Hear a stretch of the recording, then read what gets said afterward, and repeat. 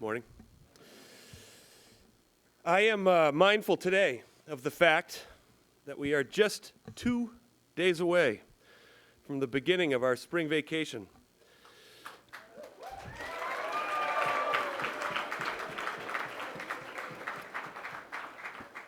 This vacation will usher in a richly deserved 20-day stretch between class meetings for all of us to slow down and gear up for what is always a busy and fulfilling spring.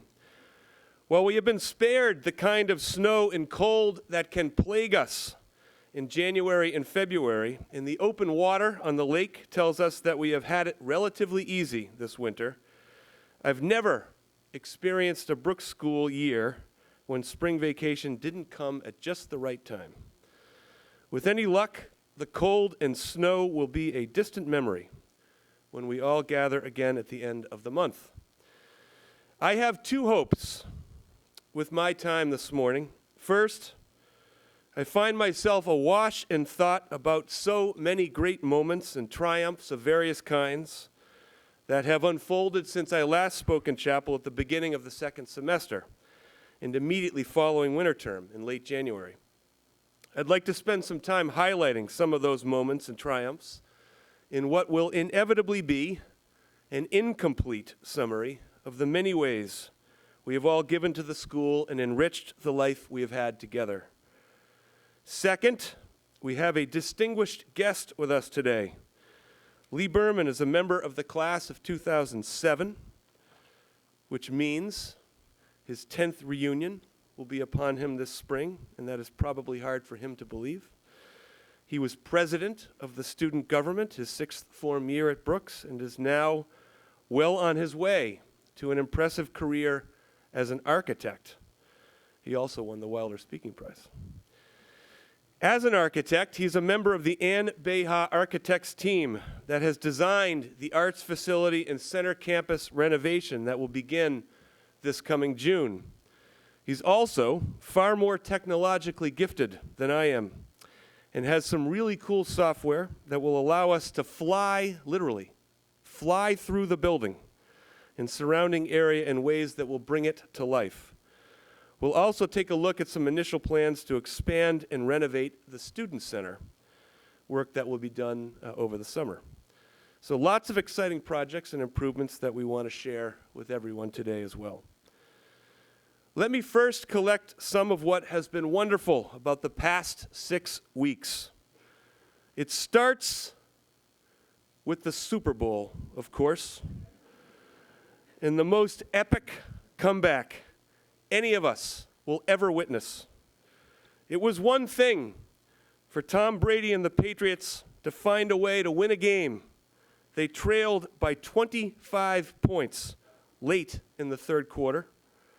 Then, as I'm enjoying the post-game coverage and reveling in this incredible victory, my family, all of them, rushed to my third-floor television cave where I was watching the game by myself, as I always do, and told me that a riot was breaking out in front of our house. I came down the stairs, out the door, and into total New England Patriots madness. I took a quick 13-second video to give you a feel for the whole scene, and here it is.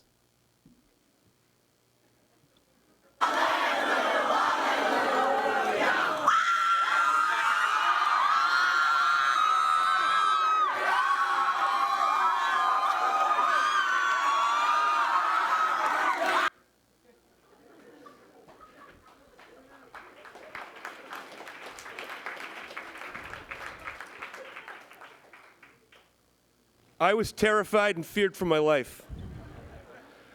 One student wrote an email to me while I stood on the steps of my own house, beating back the mob in front of me, and it read, and I quote, "I'm not letting you in," end quote. True. Yet everyone went home happy after I promised to cancel the first 2 classes the next morning, and my life was spared. It was an awesome moment that I won't soon forget. One student was so appreciative of the sleep-in that he wrote to thank me that night and finished by simply saying, and again I quote, "Belichick, Brady, Packard," end quote. That was a good moment for me. We have been sick a lot through these 6 weeks, and I remember making my way through an overflowing health and wellness center in the midst of it all. I received this note from a student intent on making sure that I knew about the great work our nurses do to care for all of you. She wrote, and I quote, "I want to recognize the health center, Mrs. Costantino, and all of the nurses for the incredible work they're doing. They are working selflessly around the clock to give the growing number of sick students the care and TLC that they need. They are always amazing, but during these past few days, they have gone above and beyond to get the students healthy again. The health center is overflowing, but they are still cheerful and attentive to every student," end quote. It's a great moment when we see and appreciate what we do to help one another. Getting that note was one for me. To read about any number of the moments in the past 6 weeks when groups of us gave of our time and talent to enrich the lives of others were all deeply important to me. Whether that's taking time on a Sunday to help some special athletes enjoy competition in our gym, or raising money to support a scholarship in memory of a family member, or sponsoring a blood drive, or singing for the elderly. I think the ways in which we give to each other and those who need our help are all great moments, and there have been a lot of them over the past 6 weeks. Our Model UN team battled a blizzard in order to participate in the kind of collaborative, global thinking exercise that the world needs young people to participate in. I'm proud of and grateful to this group of students and teachers for the wisdom they brought back to our campus following the experience they had together. I thought Cabaret, beginning with Mr. Lazaire's talk to all of us here in chapel, was extraordinary. The manner in which sixth formers led and performed so beautifully in the midst of so many talented singers, actors, and dancers was certainly impressive. The maturity with which the whole company handled subject matter that challenged us in ways that Mr. Lazaire forecasted it would was even more impressive. As the final theater performance in the auditorium, this performance of Cabaret was one all who attended will not soon forget. I think the messages that we have heard from members of the class of 2017 in chapel during this stretch have been amazing.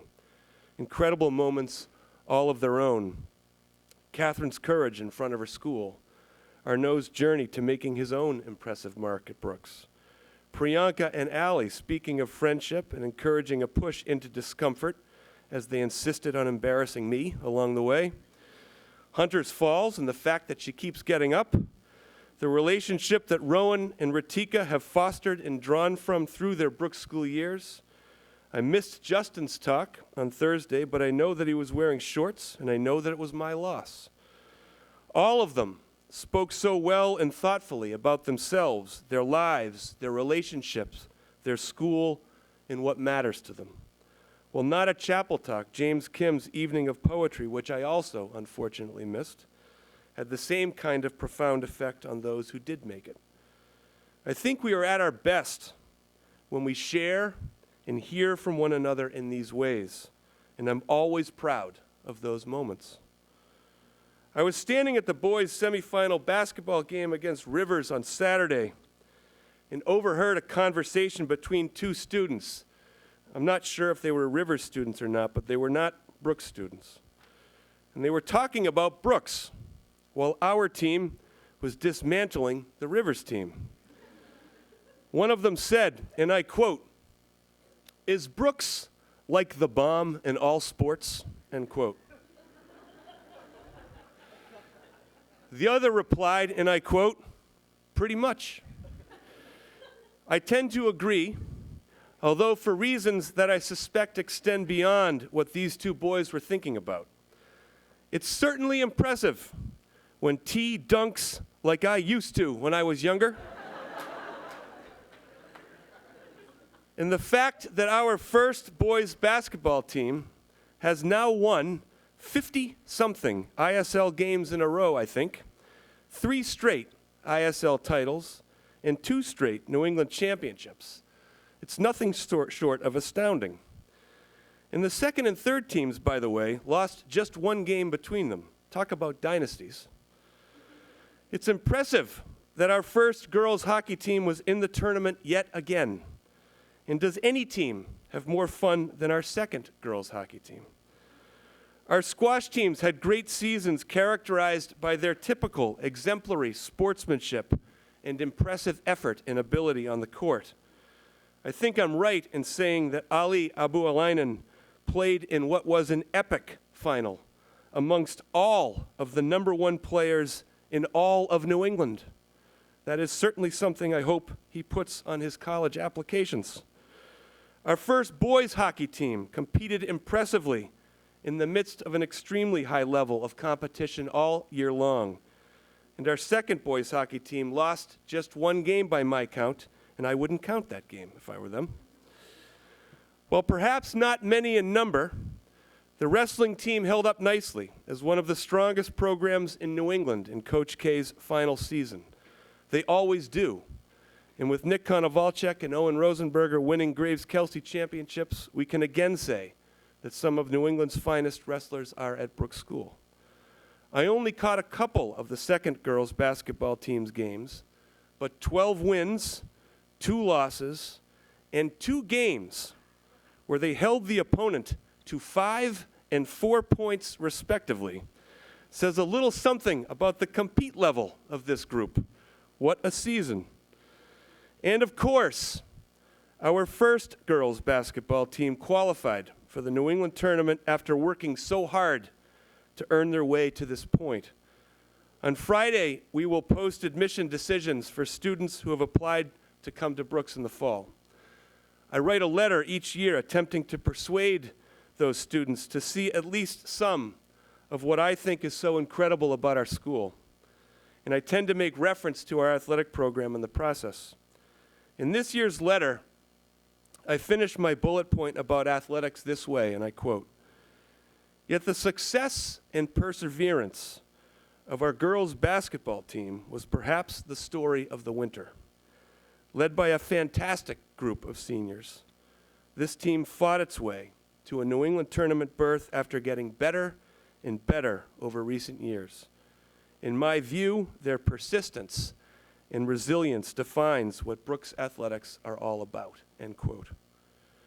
It was a great moment watching them dismantle St. Paul's and secure that first tournament berth for all of them. So while there are 2 admirers who think all of our sports teams are the bomb out there somewhere, my reasons for thinking that center on how we compete, how we represent the school, and the rich relationships and experiences we have with one another along the way. What a winter we have had, on and off courts, rinks, and stages. In 6 short weeks, we've had countless moments and triumphs that have moved and inspired us in different ways. I believe we should take great pride in being part of a school that is so full in this regard. I know that I do. So let's finish well over the next couple of days, enjoy our break, and then move in the direction of more great moments and triumphs through the spring. So now, what I'd like to do is turn our attention to some images. And what I'm going to do first is talk a little bit about our student center. So at the moment, we have, what I'd call sort of like a B-B student center. Okay? We are on our way to having the finest student center in all of New England. Okay?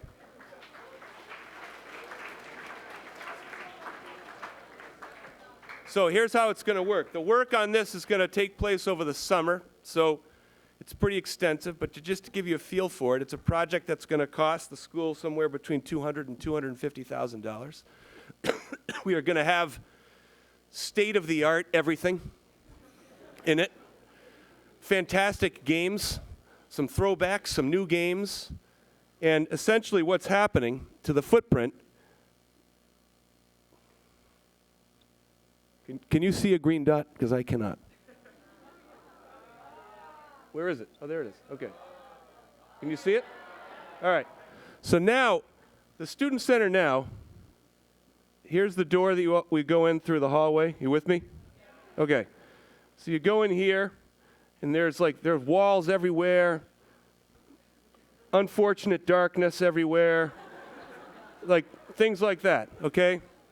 And so the plan in the Student Center, this is where the Pearson room is, back here. So all these walls are coming down. Pearson room's being brought in. The seldom used radio station is also going away. And so the footprint, which currently sort of ends here and here, is expanding into all this space. That's a pool table. Perhaps it'll be that. If it is, it'll be the best pool table in New England. There's a TV that's going to be on the wall here. There's another TV somewhere else. There's going to be TVs everywhere. It's going to be like those commercials. You know that commercial where the guy's walking around his house and he looks everywhere and there's a TV? That's what this is going to be like. There's going to be TVs everywhere, places to sit and gather and talk and study. The snack bar will have windows going into both sides. That's sort of a snack shop, I'm supposed to say, or snack something or other. But anyway, you could sit there. You could sit here. These are little table type things and so on. So the furniture is being picked. The work's going to begin as soon as the school year ends. And when we come back, whether you are an alum returning for some happy reason or a returning student, we're going to have the finest student center in all of New England. So get ready for that.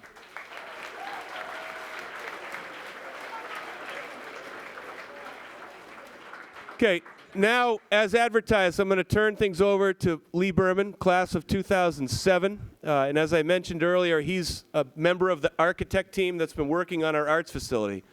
There have been a few occasions over the past few years when I've mentioned this project. And I don't think you need to spend a lot of time in the current auditorium or visual art spaces to appreciate that our faculty have been overcoming physical plant challenges for many, many years. And it's been important to us to move in a direction that brings our arts facilities, visual art, theater, and music, sort of up to par with something like our science building, for example. And this project, which is going to take a good chunk of time to finish, we'll begin work on it in June. It'll be done sometime before Thanksgiving in the fall of 2018, so we'll be without a space next year. But the wait will be worth it. And the Board of Trustees and a few of us on the faculty have had the privilege of seeing Ann Beha's work, and in particular, the manner in which they're able to share it with us, just to give us a real sense for what this project will do. To start, the auditorium itself will be taken down. That's going away. The squash courts that are now a visual art studio will go away. The visual art classrooms that sort of run on this side of the squash center wall will all come down. And the building that we will build will connect the new road here with the pedestrianized road here. And so the building will run this way rather than parallel to Main Street. And what it will also create on the other side of it, between the building, the squash center, and the dining hall, is a brand new sort of courtyard with a nice bank to sit on. We could have concerts and gatherings and tents and all sorts of things out there. So indoor and outdoor community space that will be incredible. And I think we'll be thrilled with the outcome. So I will not do it justice in a way that Lee Berman will, so I'll ask Lee to come forward and take us through it.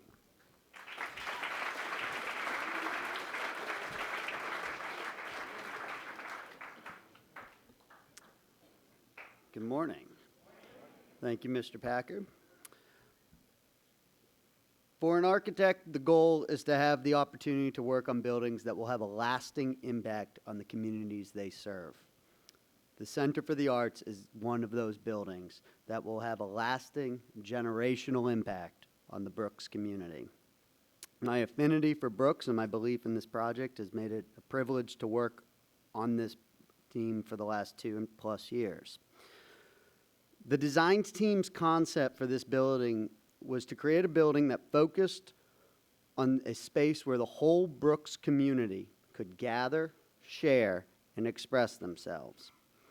The Center for the Arts bonds the visual, musical, and performing arts together and places them on display at the center of campus. And so let's start there, right at the heart of campus on Main Street. Main Street is the central organizing element of this campus, and it will be improved actually by Andrew Leonard, landscape architect. And our goal for the vernacular of this building was to have a contemporary homage to the New England agricultural vernacular that is already present on the Brooks campus.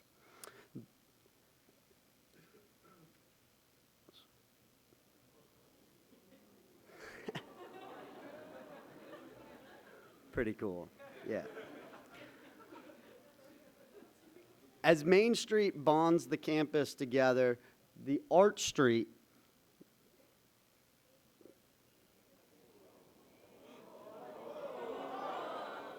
will, this is going to go on for a while, so the Art Street will bond the arts together. In 3 separate volumes, the visual, musical, and performing arts will be connected by a 220-foot long, 16-foot wide corridor that will be as flexible as it is dramatic. The first area that we're going to go into is one of the new ensemble rooms.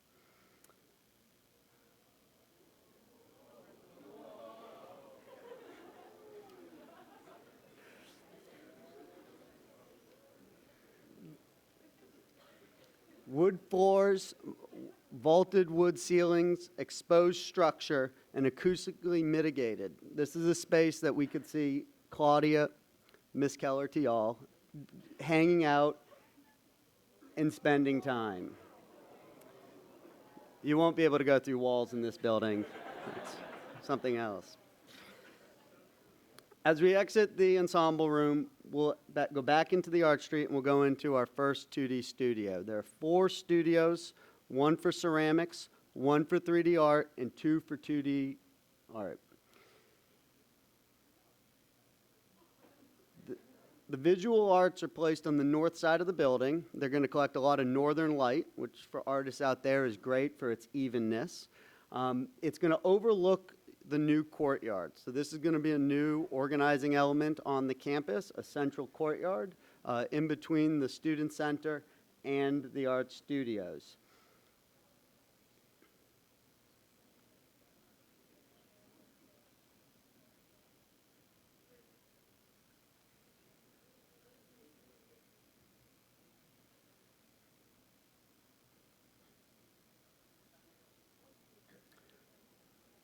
Back out onto the Art Street, I would point out the 2 stairs, the 2 open stairs that we have in the Art Street that connect to the lower level, so that the building will, the whole way through, you can move around quite easily. There are skylights above that will mark these areas. The crossings, right where the Danforth room is today, is a space that students we suspect will hang out and play on their phones.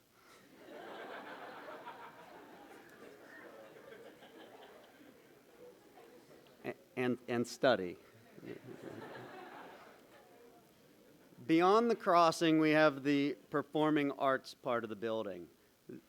This is one of the most conceptually ambitious and unique parts of this building. We're going to be able to open up this entire theater .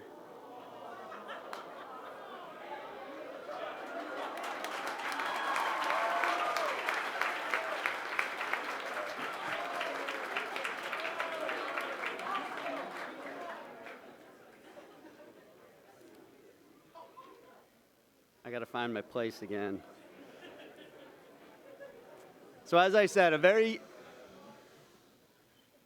unique theater. We're going to be able to open it up and have it be flexible to all of Brooks's needs. On one end, we're going to be able to have the transparency and the openness for school meetings, so no more sitting in the aisles. And on the other end, we're going to be able to close this down and have it be an acoustically mitigated space as a very intimate teaching space for a secondary school. This will be, in John Packard's terms, one of the best theaters at a New England prep school. The best.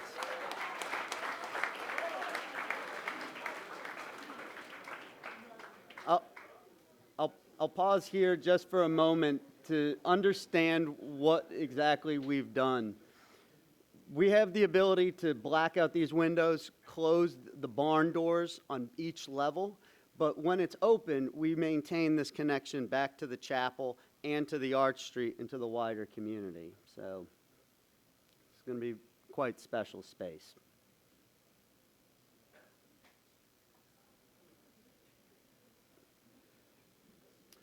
So we continue to move down Arch Street here.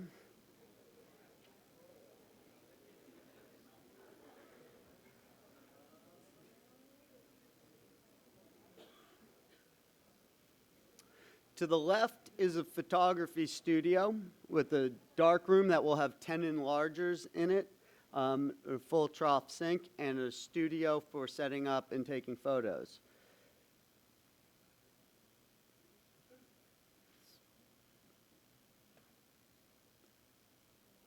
And upstairs as well, we have a costume studio. So to build costumes, to set up props, to get ready for plays and productions. In the multi-purpose room. So this is going to be a really spectacular space. Wood floors, wood cloud ceilings. It can be used as a classroom space, so we'll have a full AV setup in it, but it will also have views. So you're going to be about 15 to 20 feet up in the air, looking back across the tennis courts over onto Great Pond Road. So this will be quite a beautiful space to gather in. And this is one of my favorite parts of the model.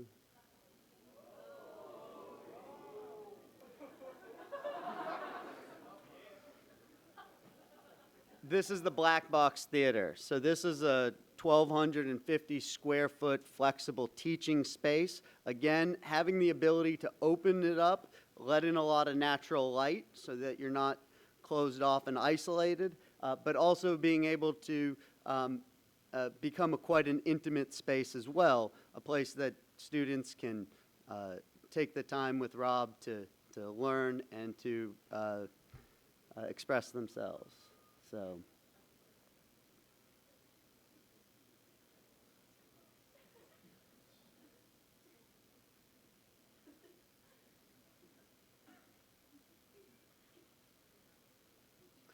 we're about to go out onto the lower level of the Arch Street. So this is a double height space, as I mentioned. And you're actually coming right now, the front door here is directly next to where the admissions parking will be. So when you come for admissions, you will cut through this building, hopefully, and realize what amazing place you might have the opportunity to come. Moving down here, this is the scene shop. So again, going back to this theme of keeping everything open, we're going to have a scene shop that both has natural light, but also is open to the Arch Street. So you can see what's being built in the sets that are being created for the shows going on in the theater. And we'll come to the lower level of the theater.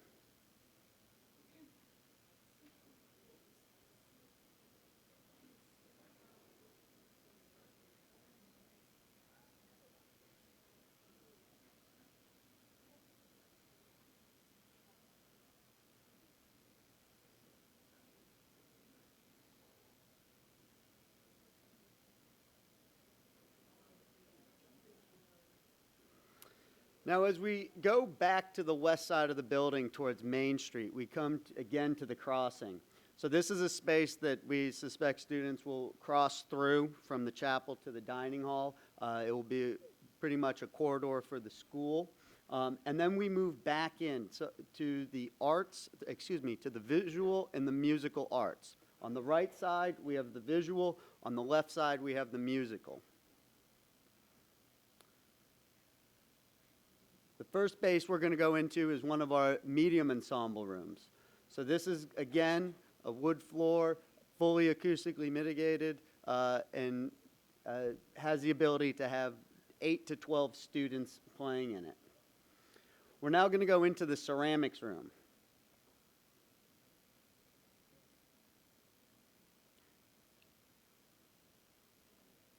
The ceramic studio will have 2 kilns, exposed structure.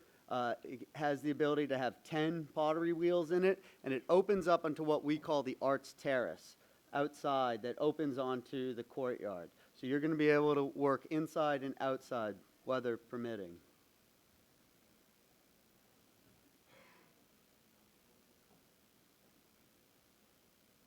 And this is the digital media studio.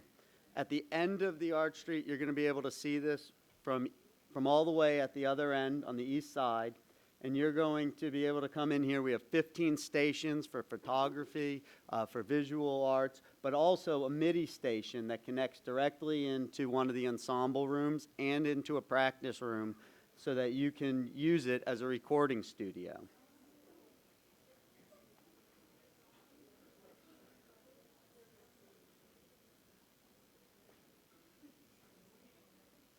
Now we're going to go outside for just a moment here.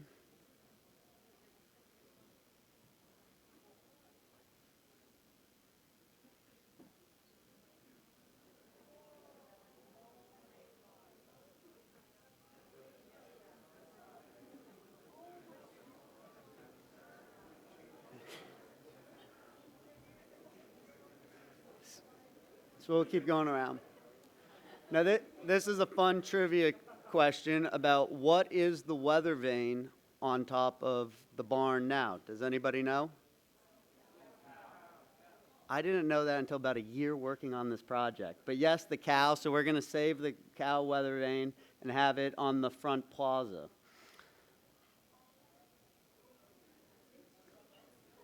So again, as we spin around, you'll be able to see that we've done a contemporary take on some of the local vernacular with 3 separate volumes. And I think the idea of the Art Street as its central organizing element takes effect here. This back corner at the back of the chapel, you'll see the Black Box Theater and the multi-purpose room. And then you come around to where the admissions parking will be.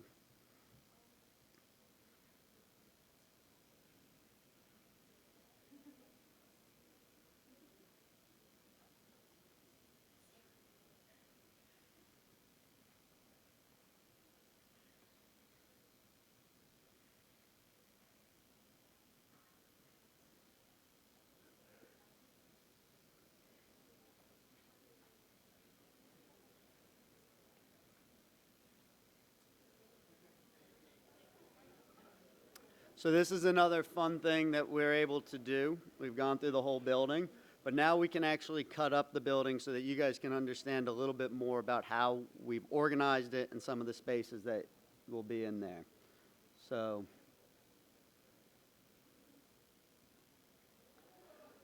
we're able to take what we call a section cut, and you can see how our organization works. So we have the ensemble rooms and the music on the right side in this image, and on the left we have our 2D studios and our ceramics and digital media below. And then we begin to move down the Art Street. We come to the 3D studio that also opens up onto the Arts Terrace into the courtyard, another 2D studio, and a choir room dedicated to the choir program. This is the crossing. And then we go to the theater.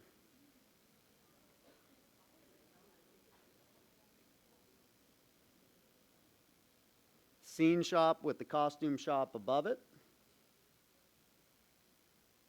And then at the end, the Black Box Theater, the multi-purpose room, and the photography studio.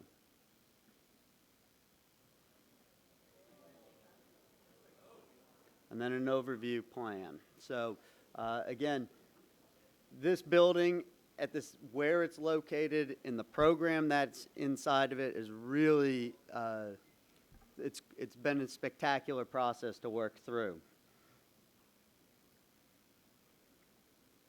And then the lower level. So, and that concludes the tour. So.